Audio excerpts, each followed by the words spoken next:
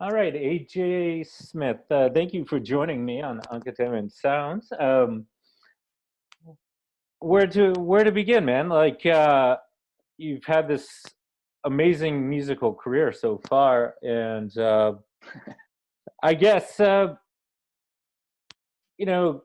I, sorry, I'm hitting a blank. I'm trying to be too formal, but I guess No, all like good, dude. like off camera, I was like, oh, I don't have a format. Now I'm trying to have a format, but I guess where did you, it says in your bio like you started your interest in music started at 3. Could you touch upon like what drew you to music initially? If you can like abstract yourself at that age and say this was it. What and then yeah, go from there. I guess yeah. Yeah, 100%. So, I guess kind of the main thing was I mean, my godmother taught piano lessons, and I remember my first concert was actually, do you know Yanni? Yeah, yeah, Yeah. So my parents took me to go see Yanni at Red Rocks in Denver, yeah. and it was, I just remember it was like one of my earliest memories actually, and I remember like just sitting there and kind of just being blown away. And just before that, I I had started sneaking out of the house in order to go listen to piano lessons at my godmother's house. She lived Hmm. two doors down, and like my parents would be freaking out, have no idea where I was because I would like wait till my mom was in the shower, then take the family dog and like make an escape. Um, and so like I had started piano lessons because they didn't want me running away anymore with my godmother. And Hmm. then we were at Yanni, and I remember being like, "Oh man, gosh, that instrument is so beautiful. What is it?" And my mom was like, "Oh, that's a violin." And so then I was like, "I want to take violin lessons." And my mom was like, "Okay, we can stop piano." And I'm like, "No, I want to do both." I was just like a little bratty kid, right? Hmm. And so then my mom was like, "Okay, we'll figure it out. We'll figure it out." So I mean, gosh, they figured it out, and they found a piano teacher for me and a violin teacher for me. I mean, my godmother was my piano teacher, so they Yeah, didn't have to yeah. figure too much out on that front. But they found a violin teacher, and that kind of is where things got going. I started writing songs when I was like 6 years old, Hmm. using manuscript paper and like composing, like old school. And they were horrible. They were so bad. Um, I drew my first album cover when I was like 9. Nice. Um, and I really wanted to go that route, but I don't think that none of us knew that that was like a route that I could go. I like didn't even realize that it just wasn't even in the realm of possibility. Hmm. Um, for a long time. But yeah, that was the start. That was your question, right? I guess so. No, yeah, no. Touch base. Um, like I said, I just go and I love conversation. So whatever you know. So what was it like? Well, as man, I'm really sorry. um, oh man, I'm just like zonk. Sorry, but it also says in your bio on your website that you also kind of loved engineering at the same time with music, Hmm. and I kind of see the parallels in that too. The constructs of composition, and with the engineering as well, the logical side Yeah, and piecing the components together in a whole, a gestalt, right? Or this, but when and, and when you're out looking for schools, what was the decision like when you decided music over engineering? Because a lot of people yeah. would be like generally lean the other way. Engineering, you have a solid career path, comparatively to musician, where it's Oh like, man. yeah, yeah. So what was Yeah. that like process and deciding like, and also the reaction from like family and friends and stuff like that? Well, I probably could have saved myself a lot of heartache if I had gone the other direction, you know. True. Yeah. Um, but I mean, I was deciding. Ultimately, for me, it came down between two schools that I had applied to, and been lucky enough to get into. One was Hopkins on the engineering side, and the other was NYU. And on the music side. And those were my two final choices that I was like looking at. And around that same time, I was playing in orchestra. I played in the American Youth Philharmonic Orchestra, which was like a DC, and then I like was a young associate to the National Symphony down there. And we were playing at the Kennedy Center, and we were on stage and we were playing. We played the West Side Story suites, and then we also played. Oh my gosh, what's the? Hold on, I'm gonna Google this. It's the. Which is,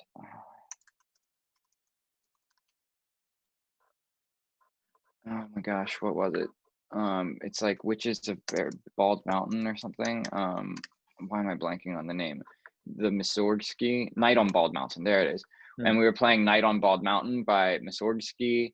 And that was like one too where like the composer of that, like I think he died or something before his song ever got greenlit to be performed or anything like that. And like back in that time period, that meant that all you ever did was hear it in your head, right?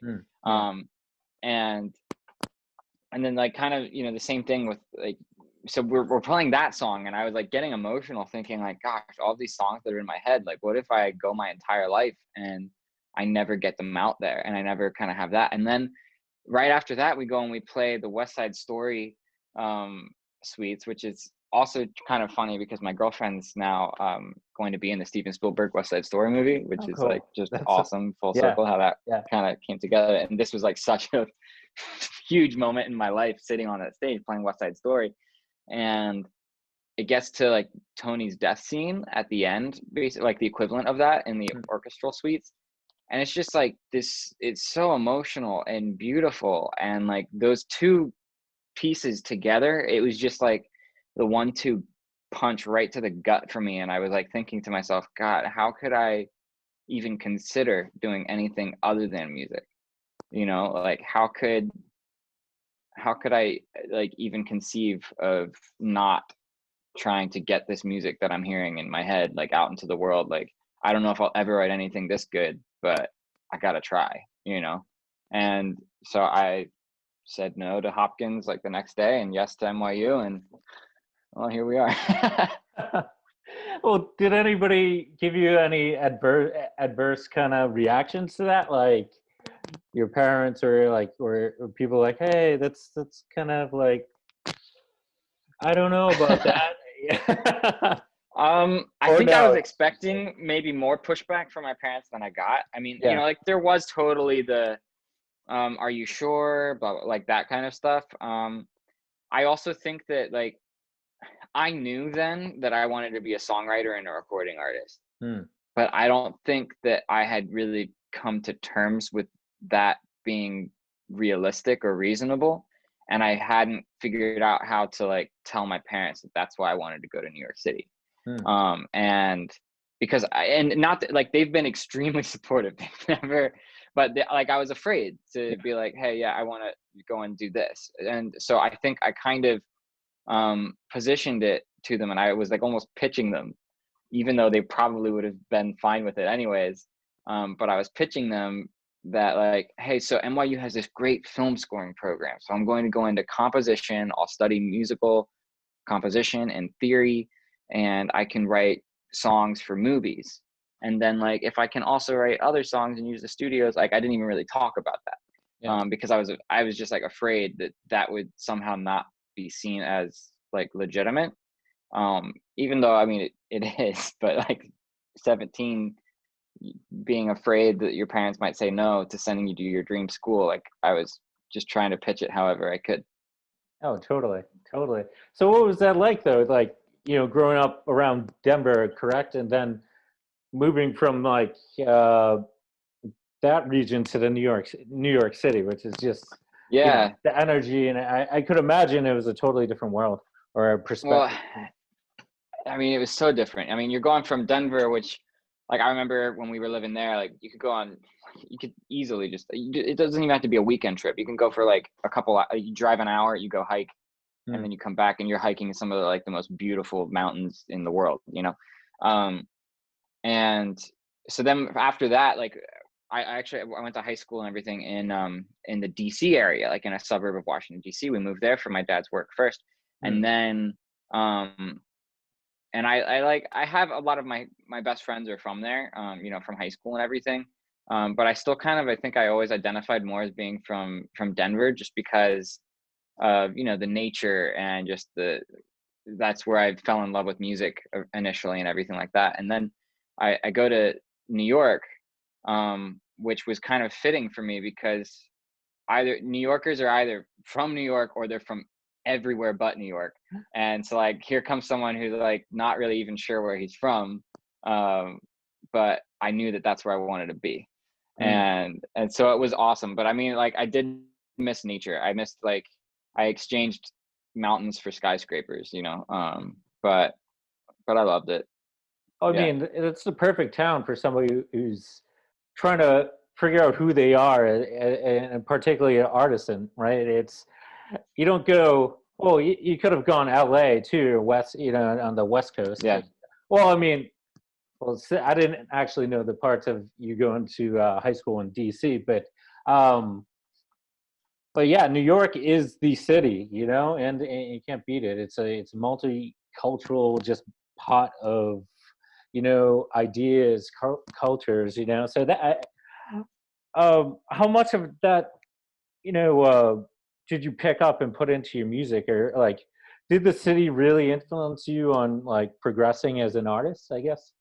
That, Yeah, I mean, for sure. I mean, you go you go out to like Rockwood or another venue like that, and I mean, every night there's like 300 shows a night happening in New York City, you know, like during normal times. yeah, It's pretty wild. And so like you can walk in anywhere and you can hear like a reggae band in one place and a ska band somewhere else, and like pop punk, pop rock, to a hip hop show, to like a jazz kind of set and everything like that. And I mean, it's so cool. You get this, I want to say, like amalgamation of music, which is just so awesome.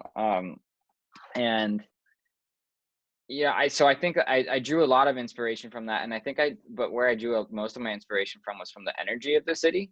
mm, Um, is from, you know, having to, for lack of a better word, having to hustle like my ass off, yeah, in order to be there.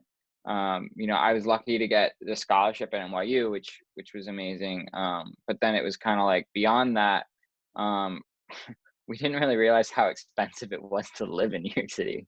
oh yeah, It's like I remember my dad like having a conversation with me, and I actually only kind of talked to my parents about this recently over Thanksgiving, mm, where I was like, but they were having a conversation with me about like, look, you got to budget out your summer money better during the school year. You can't be blowing it within the first month of being back at school. And I was like, yeah, but I didn't make enough from my summer job to cover me for the whole year. Like, and um, so I only told my dad like recently that I took jobs in New York while I was at NYU, like working at a burger shop. I worked at a deli, like all that other kind of stuff, just so that I could have like money to go and get into rehearsal studios, yeah, of and for like beer, but like course, yeah, beer to have after the rehearsal studios. yeah, yeah, So, you know, yeah, yeah. yeah, cool. Well, yeah, no, I'm a transplant myself. Like I'm from Boston, Mm, Mass, and you know, I kind of planted late. I'm kind of, I'm 35, almost 36 now, but kind of, you know, decided I'm like, yeah, I really want to be an artist, and I just picked up and kind of left my full time job and moved to Brooklyn in late 2016. But it's been a hell yeah. journey ever since. I've said it so many times of just like ending up in a windowless room initially in Brooklyn, in Crown Heights, Brooklyn, and then like actual physical warehouse, which was sketchy, and then a bit upstate in Westchester County, and now I'm in Beacon, New York, which is like Yeah, it's but you're like right on the water, right? Like over Beacon is like on the water, like on the yeah, Hudson. yeah, it's on the Hudson, and you know, you have Newburgh across the way, but Mm, you can easily jump on the Metro North and go to yeah. Grand Central, but and it's like an artist community. There's so many serious artists here too, like older musicians, fine artists, you name it, and they're all kind of tucked away here. It's more space. I mean, now Yeah. I finally have a decent living situation of like 2 bedroom, 1,800, was a 1,200 square foot apartment and my own dedicated studio space. That's After amazing. a couple of years of just like this trudge in like New York saying, "Why don't you give?" Yeah. And I'm like, I'm not. I remember like building bookshelves with my dad so that we could flex my room. Yeah, And like that kind of thing, yeah. and you know, living It's in the living room with roommates and like, I'm glad I don't have to do that right now, but that's what you have to like, you do it because you love it. oh, exactly. It's a process that a lot of people don't understand who've never tried to attempt to move to New York. And Yeah. it's like, what are you doing? What I mean, like, yeah, it's super expensive just to like survive, and Yeah. but it's worth it though. Like you said, the energy, and you can't beat that energy elsewhere. So did you kick off a solo career like post graduating from college? In May, I I assume you mean, like in graduated, college. or are you Yeah, still yeah, in yeah. college? Are you still in No. college? I Oh, graduated. No, I did graduate. Yeah, yeah, yeah. So, but like I started kind of in college. yeah, yeah, Like doing my. I remember like we were all required to put together like a recital of like our compositions for the music theory and composition department, and mine was just like a rock concert. yeah. Everyone else had like, like a chamber orchestra or like a quartet, like that kind of thing, and I was like, I had a band, and it was super fun. But yeah, I mean, so like that was kind of when I started gigging out a little bit more. I mean, like my first 2 years, like freshman and sophomore year, I don't really know if I had the confidence yet to like get out and start gigging. Yeah. Um, I mean, I was used to being on stage and I loved being on stage, but it was like sophomore year, I think I I did Ultraviolet Live, which was like NYU's talent competition that like Lady Gaga did and stuff when she was there, and Cool. I won like the best solo artist at that competition. So I was like, Wow. oh dang, maybe I need to be doing this more. And so that's like junior year, I started recording like an EP. I left it online just to like allow people to like follow the journey, but it sucked. But some people love it, so I leave it up for them. You know what I mean? Yeah. Um, but like, and then I think after that, then I started writing my next EP, which was my Brooklyn Nights EP, which then I worked with Scott Jacoby on that, who was like one of my teachers actually at school, and like and so like he helped me produce it, and it sounded awesome. It was like my first real project. Mm. And then I was gigging and touring and getting some cool things. I like opened for the Eagles, I opened for Lindsey Sterling, like all of that. And then to be honest with you, like New York just got really, really expensive when I wasn't an RA anymore. Like Yeah. when I had my room and board covered in exchange for like making sure that residents were good at NYU. And like, so I had to move home for a tiny bit. But then I ended up like taking other jobs and like doing all the kind of things that you have to do in order to like, as we were saying, like survive and be able to, and then hopefully thrive. Made it back up to New York again, like moved up into Harlem. I met my girlfriend then, and I started like writing more, because then like finally I was able to actually focus a bit more time on my music again, Mm. and touring and all of that cool stuff. And yeah, I mean, I always loved the idea of being in a band, but it never like came that way for some reason. I think because I'm a songwriter and an artist and all of that, and I love collaborating with other people, but like I have a very clear artistic vision Mm. of what I want for a project, especially the project that I'm working on right now, and to try to get like other people to engage with that on the band level, like in terms of the amount of like I would want people that are going to be working on that with me to like put in as much sweat equity as I'm going to put into it. You know what I mean? Yeah. And like, Yeah. I just haven't, like, I love all of my friends that I've played with, but like they all have their own things going on too. You know what I mean? So like it never really worked out that way. So like I've always been a solo artist, but I would like name my backup bands, like Bruce Springsteen, you know, like Yeah. like AJ Smith, and I would sometimes change it up like every show. I'd be like, Cool. hey everybody, like meet the Apollo, or like this is my band, the Rocket Ships, or like whatever, you know. Yeah. Yeah. Yeah. So like, what attracted you to like? You had a full, like deep, library of influences and also classical training and stuff. What really led you to the sound of like indie pop? That route comparatively to any which way you could have chose with your skill sets. Why that kind of indie pop genre comparatively to anything else? I guess rock or Yeah. classical, but Um, well, like now I almost consider my music, it's like still pretty indie, but it's like it's very commercial sounding, but also epic, you mm, know? And I think that's because I was always drawn to like the top songs on Billboard, you know? Like I was always drawn to the idea of if I can write something and communicate it effectively, but like simply in a way that is memorable for like generations, like that's the dream for me, you know? mm, Like I one of my teachers used to always tell me like, hey, we're in the communications business, so like yes, you can go and be like super poetic, which you know I've done, and like some of my songs are super like, and some get like abstract and like weird and like all that kind of stuff, but I don't know if I would really put them out, um because they're not clear to anybody but me. mm, And at the end of the day, like I'm trying to express things to other people, not just to myself. mm. And so I try to make, that's what kind of drew me to pop, was its ability to do that. And for me, I've also just always, I think my ear was always coming up with like, what's a way for me to make this catchy so it like gets stuck in your head. Like it probably all came from like watching the cartoon growing up. What was it with like Lammy? There was like, this is the song that never ends. Yeah, And yeah. I was like, oh, okay. That's the goal. If I can write something that catchy but less annoying, like that's what I want to be able to do. Totally.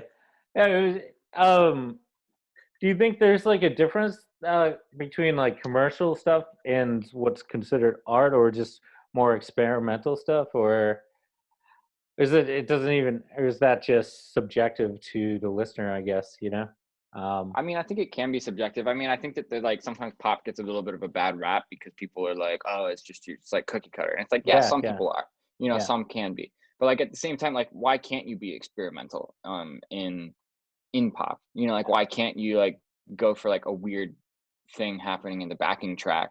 Like in my new song that I'm not sure when this is going to get posted, but it's coming out December 14th. So that's Yeah. either in the past, present, or future, depending on when people are like listening, watching, whatever. Yeah, yeah. It'll be in the But future, whenever a couple, December 4th, okay, yeah. it'll So probably be in whenever December January, but 14th, yeah. yeah, is in relation to now, um, the song Confetti is or was coming out. And I mean, in that one, like it's actually, so this is kind of funny. So this song, I mean, I wrote because I had like a panic attack, and I've struggled with that. This part isn't funny, but I've struggled with depression, anxiety, and Oh like that yeah. kind of stuff. No, Oh, I'm I not mean, laughing about so do I. it. No, I mean, like Yeah, I've dealt with the same things. I'm just yeah, like, yeah, yeah. uh, And so like I came with like this piano part like right after, and so then like I put out my last song, Billy Joel, and I remember like going on Reddit. mm, Because like somebody had said, oh, like they're talking about your song on Reddit or something like that, and like I went, and it was like just as people on Reddit can be like, somebody just being an asshole that yeah, was just like, oh, then the chord progression is like not even that dynamic or like something like that. And I'm like, oh, okay. Well, first of all, there was a subdominant in there. So like, you know, do you even know what a subdominant is? I didn't like say that back, of course. yeah, yeah, yeah. Um, But instead I was just like, oh yeah, well, like sometimes I write things that are like more complex, and sometimes I don't. Like sometimes it's about like communicating something that's really real, and it's about the emotion, and like if it's like a painting, like you don't need a million shades of red if you're trying to paint something in blue. Yeah. You know what I mean? So like, um, but a part of me was thinking about that comment when I was working on this song. I made it a 2-chord song. And I was like, I can't wait for this dude to hear that song, because like for me it was like, all right, so what can I do melodically? What can I do from a production standpoint? What can I do vocally that will make this song stand out, even though harmonically it's like I'm kind of keeping it between an E and an A, Mm. and then like I go somewhere different in the bridge, but like that was kind of something that was in my head, is like, okay, I'm going to limit myself here so that I can push myself somewhere else.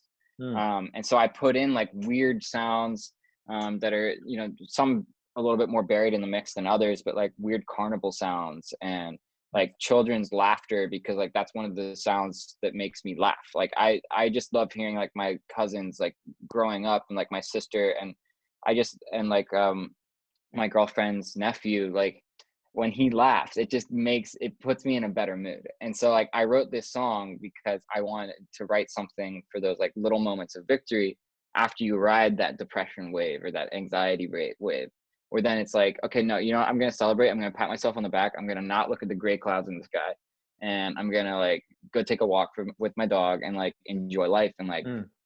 celebrate, because like this is awesome. Well, And yeah. I listen. I get a chance to listen prior, and it was a song much needed for this year. We need something uplifting. It's Yeah. this heady, just weighty year of just so much chaos, and that collective kind of depression, I guess, and anxiety. Up till the recent election, and then still with COVID, of course, and Yeah. I mean, it just put me in a great mood, like listening to it. So it's done its job. So And mission accomplished. yes, yeah, exactly. So, um, could you talk about a bit about a process of like as a visual artist and photographer? It's for me. I've been evolving and trying to understand how to evolve my own unique visual language, and Hmm. with sound you can translate that to sound, a language of your own, and make yourself differentiate yourself from everybody else in that medium. So can you kind of like go through that process of like how did you find your own sound and you knew this is me, I guess, if that even resonates with you? Yeah. I don't know. No, I mean, for sure. I mean, like, even on some of my more recent, like, I mean, even within the last year and a half songs, like, I think there's elements of those where, like, I'm trying to be something that I'm not to a certain extent. Hmm. Um, and I like finally had the confidence to like be who I am a little bit more as an artist. And that's going to be super evident with, I mean, starting from Billy Joel, and even like some songs before that, like, um, but like even my last EP, like Brooklyn Nights and like those, like I've always wanted to make. I kind of like to say I like to make songs for the feelers of the world. So for people that have felt the highs and the lows, I'm like, I want to make you just feel epically whatever you're feeling. Hmm. And to like the most extreme possibility, because that's how I am. Like when I feel it hard, Yeah, whether yeah. it's happiness or the opposite.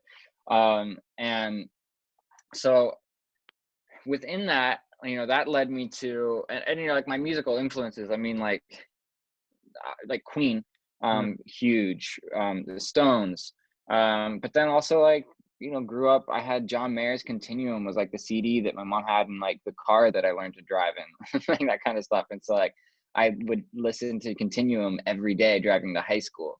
And so like I always want to do stuff with guitars, but then I like piano and violin, and like so I think now all of these things have finally kind of coalesced into something that's a bit more coherent. Hmm. And I just I kind of I almost call it like epic pop.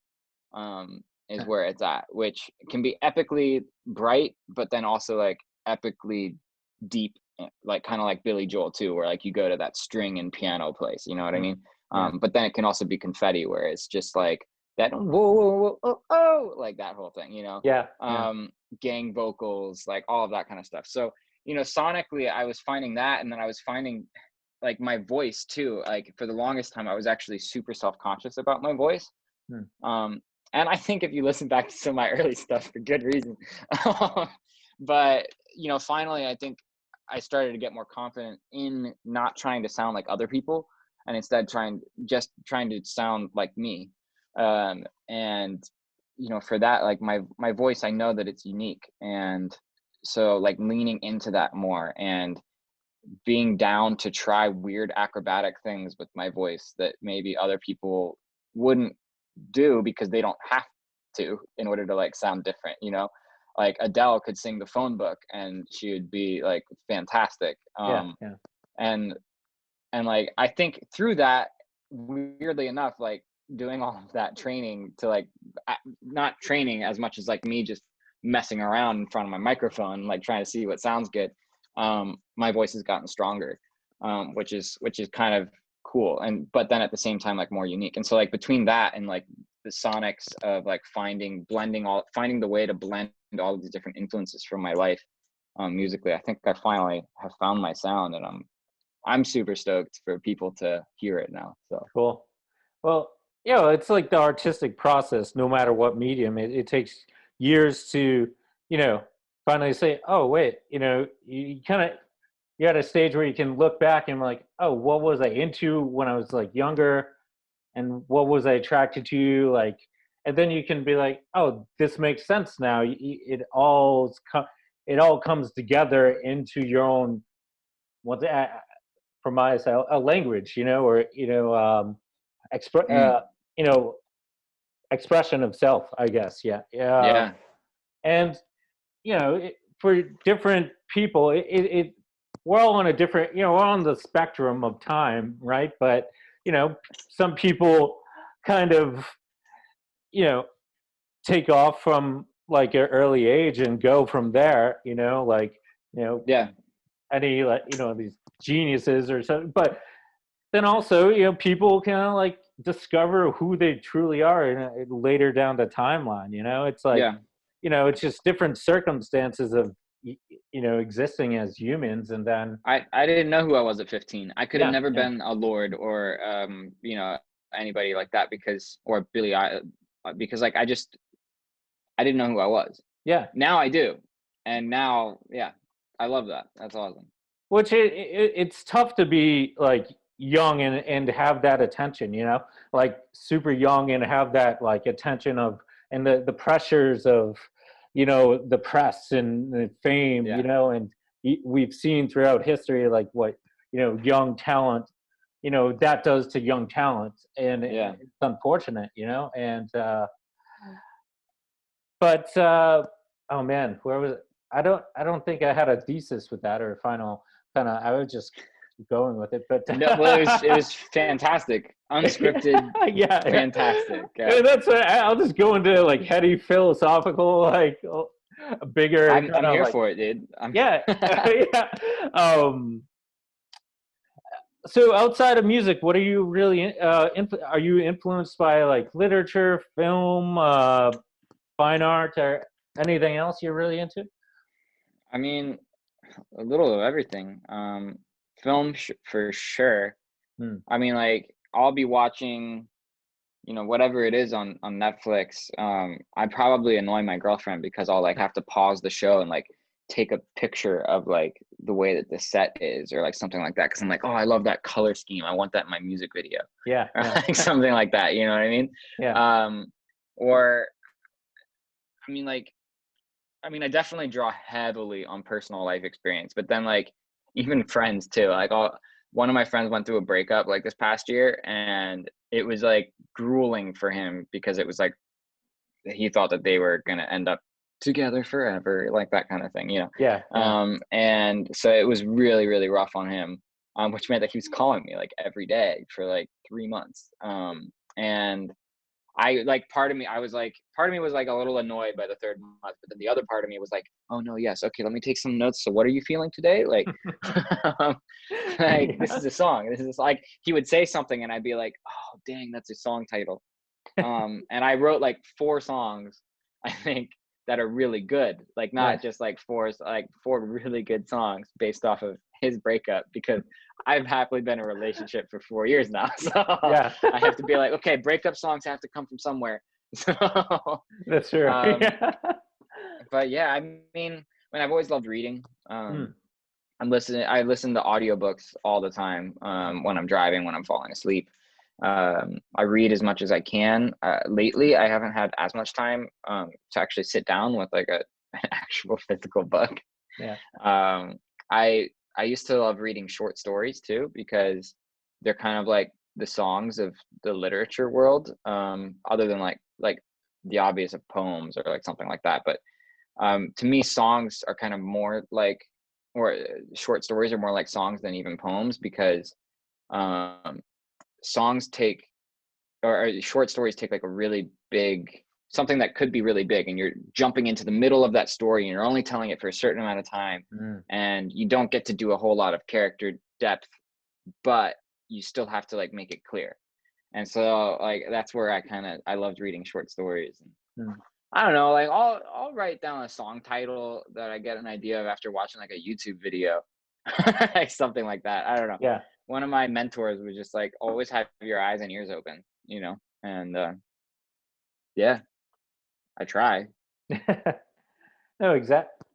Yeah, just like, yeah, you just kind of go around, discover anything. Yeah, I'm like a sponge Yeah. myself. Like, I'll just pick up anything. Like, I'm really into right now. Like, I'm painting and drawing out some ideas Mm. of the Aboriginal, the Australian Aboriginal concept of Dreamtime, which is Huh. their concept of stories that are just dream and that intertwines everything. It's basically the universe. It's it's fascinating. So I've been kind of like painting more like petroglyphic kind of rough stuff. And Interesting. How long have you been painting? well, that's a good question. Like, I think I've always drawn as a kid, but I never, Mm-hmm. it's been the last couple years where I've finally identified myself as an artist. I picked up the camera. That was going. I've gotten a lot of traction with my camera work, but Nice. uh, um, I've really, I really want to get out my paintings as well. I can show you real quick. This Yeah. I have I'm excited about this guy. I don't know if you can tell. Kind of Oh, cool. Yeah, yeah, yeah. the Oh, super that's like cool. this like primal being. Yeah, Uh, yeah. um, and I'm super like kind of expressionist, kind of go with it, not um, I don't try to overthink or I really I'm not technically trained as a painter, but I'm just super expressionist. But I love the concept of thinking about just primal markings of Mm-hmm. the ancient peoples. And I've really been diving into this concept and Aboriginal concept of Dreamtime, which is fascinating and heady. So I'm trying to incorporate that into my sketches and drawings, and maybe in some photo work too, if I can create these characters and Mm. that'd be kind of build a scene and like have a subject as these Yeah, yeah. visceral kind of uh, beings. So that's Have you ever like, you know what that even kind of reminded me of? Like, do you know like Guillermo del Toro? Like yeah, yeah, yeah. Pan's Labyrinth, Oh yeah, like kind of like his animation style, or like his artistic, like like, because he's, I think, also super influenced by like Aboriginal kind of stuff. Like, oh, that's really neat. Well, I want to see like as this, stay in touch with me so that as you're like putting all of this together from like a photo, video, and like painting perspective, I'd love to see how it all kind of comes together. yeah. It was like I've been spinning this idea for a couple of weeks because there's like an open call like by this artist union down the street from me, and the theme was emergence, and I'm like, Mm, how do I represent emergence through, either photography or what, painting or drawing? And it kind of just led to, how do I capture, like, I want to try to translate the emergence of dream or subconscious in a, mm, visual imagery. So, and then I just the other day I was talking to a friend in the city who does he's more of a does a lot of beats, and he does electronic mixing and stuff like that, and yeah. he's cool. And we are just playing around with some ideas, and I was like, it would be cool for him, or to incorporate audio too with these beings. Mm, If you could reverse engineer like a language, chop it up, and then go backwards and then go forwards, and just make this crazy, like, dream kind of soundtrack that sounds like, mm. I would say, like spirits talking, and Right, then right, right. drawing you into, say, like, emerging. He first came up with like emerging just black ball from the water, but I could imagine now with like a being coming out of the woods, like Mm, in a black veil, and then with this like crazy like soundtrack dubbed on top of it, or paired with it, and use some that crazy sounds props cool. too. So that, I mean, that's where it's like, it's cool to like get some outside perspective, because during quarantine it's just been like, I feel like I've been super just internalized, and it's Yeah, like, or just throughout this pandemic, it's like, I don't know if like I miss like collaborating with people, yeah. but Zoom only goes so far, you know. no, exactly. Um, but oh, that was another kind of just a question I had, is like, do you have any like ideal collaborations, like people you'd love to work with down the road? Like, I don't know. Yeah, for sure. I mean, dude, I'll work. Like I would love to work with like. I mean, some of the people that I would love to work with, it'll probably never happen, right? You know, like Bruno Mars Yeah, and like yeah. people like there. But I mean, like so many, man. Like as yeah, I mean, like even like a Taylor Swift, like sure, like if she would want to work, if she would want to write with me, like hell yeah, Yeah, like yeah, I'd be so down. But I mean, you know, like there's other people too, like Nate Russ, like from Fun. Like if like they wanted to put out another album, like sure, like get the band back together. Like yeah, I would love to do that. I would love to work with like Julia Michaels. I would love to work with Lennon Stella. Like there's so many people that I would love to write. I mean, I'm down to write with anybody that if I feel like we're gonna vibe, you know what I mean? yeah, Like and and that's what's kind of cool too, is like I don't know, I've like some of my best friends I'm not good co-writers with, which is totally cool. And some of my favorite co-writers we're not great friends, but like we just create amazing music together. And like that's kind of the amazing thing about it.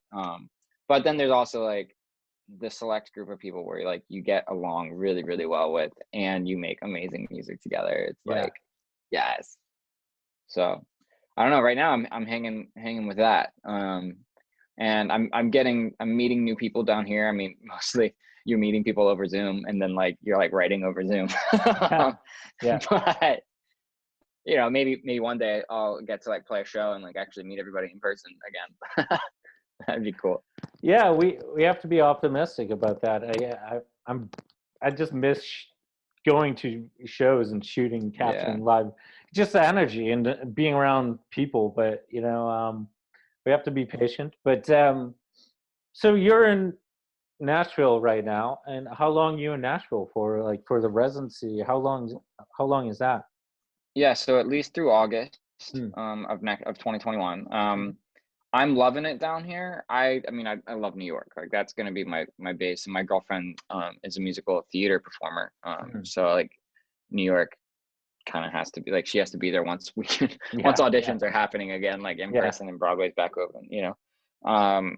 But until then, like we're loving it down here. And I mean I'm loving just how many creative musicians there are in this town. In New York, like, yes, that happened, but because the city is so big, sometimes it felt like there wasn't a community as much as it felt like there were thousands of communities of musicians and music creators and artists. And so it was like sometimes overwhelming to like meet new creators and collaborators in New York. Whereas down here, it's like, it's a little bit of a smaller community, and it's a little bit more centralized. So it's kind of like, oh, okay, everybody knows everybody, which like just can't happen in New York. That said, I mean, you also find that like New York is a way smaller city than you would expect, and I miss it. So I think what this residency has taught me is that I want to keep a presence down in Nashville because so much amazing songwriting is happening down here, and especially I always thought it was only country, and turns out that's not true. There's a lot of pop music coming down here, and it's been super neat to discover that and to write with people down here who are writing some really amazing things. And so, you know, like in my dream scenario, I would love to keep a place down here after the residency is over, and then float back and forth between here and New York. If I may, who's the residency with? If you don't want to go into it, that's cool. But No, yeah, that's fine. No, so it's at this building called Connect. It's in Midtown. It's cool. It's an awesome building. They are actually just about to open like a co-working space as well as part of the building. Nice. Yeah. So I'm like I'm one of the living influencers here. Nice. So yeah, I just got verified on Instagram today. So, you know, influencer. Yeah. I can't believe I just said that. That was a sentence that came out of my mouth. Yeah. But, you know, it comes with its perks sometimes. Sure. Yeah. Like somebody just sent me a whole bunch of free coffee, and I love coffee, so like I'll take it. That's amazing. Yeah, like here we are. I went from like making people's coffee at the deli to having people send me coffee. I haven't made it past that yet, but I can't wait for the next whatever the next thing is. I'm ready for it. I need that like car endorsement because those car payments are killing me. I had to buy a car. Come down to Nashville. Oh yeah, that's right. Yeah. You know. Yeah. So I need to get to the level where then it's like Kia will like give me a free Sorrento or something like that. That like, you know, do jingles for Kia or something, and then like, you know, they'll maybe work something out. Exactly. That'd be the move. You know, I'm a gearhead, and I don't have my gear endorsements yet, so I need to get on that so I can like not lose money every time I go to like Guitar Center or something like that, or Sweetwater. Like, yeah. Cool. What were we talking about?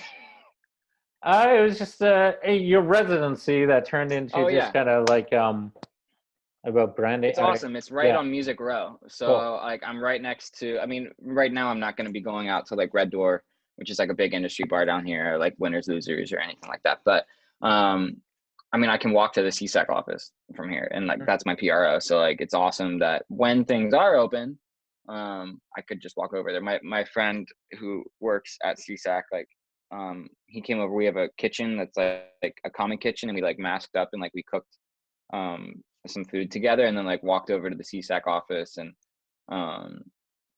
just like chatted and caught up, and it was cool to like do that. You know, so cool. Yeah. So what are you working on a specific project with the residency, or what's down the pipeline for like work-wise, album, or what's the future plans, I guess? For sure an album. Here, because I'm zooming from my phone, I can actually show you. Hold on, but I have to turn off the background. Oh, hold on. Virtual background, none. All right, welcome to my apartment. Cool. So like I've got like all these songs are the ones that I've like been writing and mixing and everything like that. So, and like where they are. So like I have music video for Confetti is done. But then I have like all of these are getting mixed and mastered, and like these are like demos, and I have others that are like in my notebook that haven't yet made it onto the wall. Oh yeah, hey, check out my view, I guess. Oh, How wow. sick is that? That is sick. I needed it because I like miss New York, and this is like the closest that I'm gonna get to feeling like I live in New York. Cool. It's a nice view there. Yeah. It's beautiful. Yeah. And since I'm giving you the tour, here's my dog. Oh. Yeah, can you see her? Do I have it? There you go. Yeah. Oh, cool. There you go. Yeah, man. So I'm working on an album.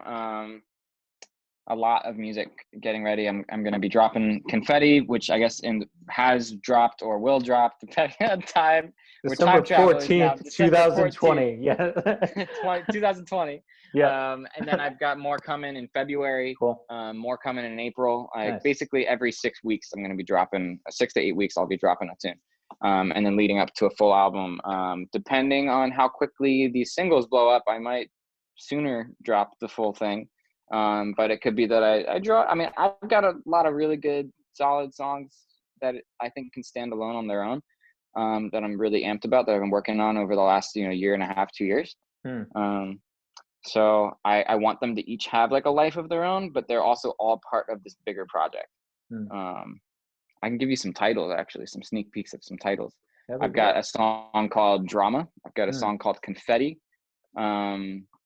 Cooler. I wrote a song called Famous. I have to put that out before I get too famous. Yeah, yeah. Otherwise, I just look like a dick. Yeah. That's true. I wrote a song called like Mount Everest. I mean, there's like a bit of it. So like, I wrote a song called Academy Award. So like, the theme is like, I'm tentatively gonna call it like Delusions of Grandeur or something like that. And like this song Academy Award is like super sad actually. And I wrote another song called Spotlight, which is about Amy Winehouse, and like some people, like they don't ask for the attention that they get, and it's like kind of fitting too with like The Crown, the new season of The Crown having like Princess Diana on it and like all of that kind of stuff. It's like, yeah, I don't know, like so. But I chose titles like that, a lot of bold, just one word titles.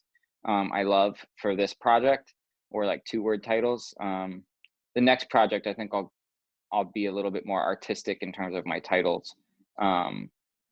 Where I have, like songs like Standing in the Shallow Water or like something like that, Yeah. But yeah, that's kind of the theme for this project, and I'm super amped about it. So here, I'm going to pop back over here. You can have now a view of my kitchen instead of my virtual background. Nice. Cool. Oh, I guess like, man, any dream projects like scoring for film, or you would love to try down the road, write a musical or something like that, Anything? I definitely want to write a musical. I mean, Nice. with my girlfriend, like all of her friends being in musical theater, like I'd love to write a show for her to be in. Like that'd be so cool. Yeah. I also would love to write, I would love to do a film score.